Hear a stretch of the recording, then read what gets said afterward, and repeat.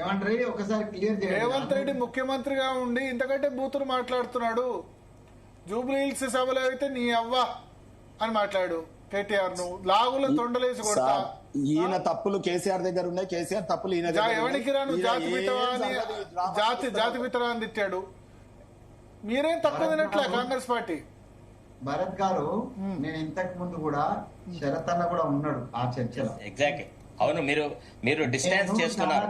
I don't agree అన్న. చెప్పినా రేవంత్ రెడ్డికి గాని ఇంకా ఏ రాజకీయ నాయకుడు గాని కేసీఆర్ గాని భాష విషయంలో కుసంస్కారంగా మాట్లాడే హక్కు లేదు. ఆ కుసంస్కారము పనికిరాదు. Don't be a crooked politician, be a statesman politics లో రమ్మండి. నేను ఇంతకు ముందే స్పష్టంగా చెప్పిన దీనికి నేను ఇప్పుడు కూడా కట్టుబడి ఉన్నా. అందుకే చైర్మన్ పోస్ట్ రాలేదు సార్. అన్నా చైర్మన్ రాకపోయినా దాని అబ్బ రాకపోయినా నేనే రేపు ముఖ్యమంత్రి అవుతా. బీసీలు అందరం కలిసి వస్తే నేనే ముఖ్యమంత్రి అయితే కావచ్చు, మా అన్న ముఖ్యమంత్రి అయితే వస్తానన్నా.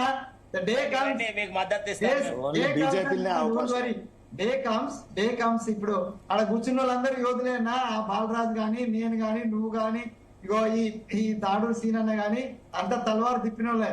ఈ తల్వారాన్ని ఒక్కటైతే నీ సూచన ప్రకారము డెఫినెట్ గా నెక్స్ట్ టైం కు నీ సూచన ప్రకారము నీ ఆశీస్సు ప్రకారము 100% నెక్స్ట్ ఈ రాష్ట్రానికి బీసీ ముఖ్యమంత్రి అవుతాడన్నా నేను చాలా కాన్ఫిడెంట్ గా ఉన్నా. The day comes we all will come to the one platform definitely for the upliftment of the our people. మన బహుజనుల కోసము బీసీల కోసం అందరం ఒకటి అయిదాం తప్పనిసరిగా. ఎన్నాళ్ళు వెళ్తారన్నా రెట్లు ఎన్నాలి దొర ప్రభుత్వం అనేటువంటిదే మన క్వశ్చన్ అన్న అందరిది. అయితే ఇప్పుడు జరుగుతున్న టాపిక్ నుంచి కొద్దిగా మనం పక్కకి వెళ్ళిపోయినాం. అయితే మీరు ఒక మంచి సజెషన్ చేసినారు, అందరికీ హితబోధ చేసినారు. నేనైతే దాన్ని చాలా సాధారణంగా చాలా సానుకూలంగా నేను తల వంచి నమస్కారం చేస్తే నేను దాన్ని స్వీకరిస్తున్నా. డెఫినెట్ గా day comes I will come అన్న. డోంట్. ఇక ఈ కౌశిక్ రెడ్డి బండి సంజయ్ గొడవ విషయానికి వస్తే భౌతిక దాడులు ప్రజాస్వామ్య విరుద్ధం. అది కాంగ్రెస్ పార్టీ చేసినా, బీజేపీ పార్టీ వాళ్ళు చేసినా, టిఆర్ఎస్ వాళ్ళు చేసినా, ఏదైనా ఇండివిజువల్స్ చేసినా భౌతిక దాడి అనేటువంటిది రాజ్యాంగ విరుద్ధం, అప్రజాస్వామ్యం. ఇది మంచి సంస్కృతి కాదు. హాట్ గా మాట్లాడుకోవచ్చు, విమర్శ చేయొచ్చు, ప్రతి విమర్శ చేయొచ్చు. కాకపోతే బూతులు లేనటువంటి ప్రతి విమర్శ చేయొచ్చు. బూతులు మానుకుంటే బతకలేమనేటువంటి దౌర్భాగ్య స్థితి అలా రాజకీయ నాయకులలో చాలా మందికి వచ్చింది. నేను రాజకీయ నాయకుని మీనాక్షి నటరాజన్ కాంగ్రెస్ హైకమాండ్ ఇవన్నీ అబ్జర్వ్ చేయవా? ఎవరేం మాట్లాడారు ఏందో? డెఫినెట్ గా నేను I bring to the kind notice of my Rahul Gandhi and the Kharge ji. ఇక్కడ జరుగుతున్న వ్యవహారాలను నటరాజన్ గారి దృష్టికి తీసుకెళ్లిన వాళ్ళలో నేనున్నాను. పైన వాళ్ళకు కూడా దృష్టి తీసుకెళ్ళినప్పుడు గతంలో రేవంత్ రెడ్డి గారు రెడ్లే పాలకులు అని అన్న రోజు కూడా నేను రాహుల్ గాంధీ గారికి మెయిల్ పెట్టి ఇది చాలా డ్యామేజ్ చేస్తుంది, మొత్తం సమాజాన్ని డ్యామేజ్ చేస్తుంది, పార్టీ కూడా డ్యామేజ్ చేస్తుంది అని బహిరంగ లేఖ మధు యాష్కి రాస్తే నేను డైరెక్ట్ గా రాహుల్ గాంధీ గారికి లేఖ రాసింది. కాబట్టి తీసుకెళ్తున్నారు, సరిచేసే ప్రయత్నం జరుగుతున్నది. కుక్కతోక వంకరలాగా కొన్నిసార్లు మారటం కూడా లేదు. ఇది అన్ని కూడా రాజకీయ పక్షాలు ఏవి కూడా సమన్యాయం గురించి, ఈక్వల్ జస్టిస్ గురించి లేవు. కేవలం ఆధిపత్య కులాల ఆధిపత్యంలోనే వాళ్ళ గుప్పిట్లోనే ఉన్నాయి.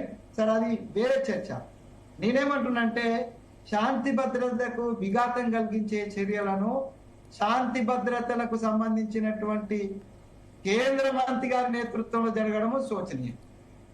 మరి ఒక కేంద్ర మంత్రిగా ఉన్నటువంటి ఒక బీసీ బిడ్డను పట్టుకొని కౌశిక్ రెడ్డి అనేటువంటి ఒక గూండా, నేను డైరెక్టే అంటున్న బాలరాజన్, ఒక సంస్కారహీనుడు, ఎన్నిసార్లు నువ్వు గీత దాటుతావు? కేసీఆర్ గారు ఎందుకు ఆయనకంత స్వేచ్ఛ ఇస్తున్నాడో, ఆడ తప్ప ఇంకో మగోళ్ళు లేనట్టుగా వానే ఎందుకు అన్నింటికి ముందు పెడుతున్నారో, ఒక అహంకారపూరితమైన కేంద్ర మంత్రి మీద మాట్లాడే తీరదా? దానికి దాడి చేయడం అనేటువంటిది అయితే కరెక్ట్ కాదన్నా. దాడి చేస్తారు చెప్పాలనుకుంటారు. ఒక్క నిమిషం మాట్లాడేస్తే, ఒక అవకాశం ఇస్తే ఒకటే నిమిషం చెప్పండి. సార్ కాంగ్రెస్ హైకమాండ్ కళ్ళున్న కబోది నోరున్న బదిరా వినరా? హైకమాండ్ అనేది కాంగ్రెస్ ప్రభుత్వం మీద పరాన్న బుక్కులాగా పడి డబ్బుల కోసమని కక్కుర్తి పడుతుంది తప్ప కాంగ్రెస్ కల్చర్ ని డెవలప్ చేయట్లేదు. మీ కాంగ్రెస్ అబ్జర్వర్ కు నోరు లేదు, మాటలు లేవు. ఇవన్నీ మీరు చెప్తే వాళ్ళకి తెలుస్తాయి అని మీరు అనుకుంటే చాలా పొరపాటు. ఇవాళ రాహుల్ గాంధీ రేవంత్ రెడ్డి మీద చేతులు వేసి wrong notion. I have a experience. I bring into the kind notice of the high command. చాలా అంశాలు మాట్లాడనియారు. ఇదే ప్రాబ్లం సార్. వెంకటస్వామి గారు మీరు పెద్ద మనిషి, ఎందుకు ఒప్పుకోవటారు? ఒక్క నిమిషం సార్. చాలా సార్లు రేవంత్ రెడ్డి మాట్లాడిన దుర్భాషలు, రేవంత్ రెడ్డి వ్యవహారాలకు సంబంధించి నేను చాలా ప్రోగ్రాంలు ఇంగ్లీష్ లో కూడా చేసి మల్లికార్జున ఖర్గేకు, కేసీ వేణుగోపాల్కు, వీళ్ళకి చాలా మందికి పంపించిన.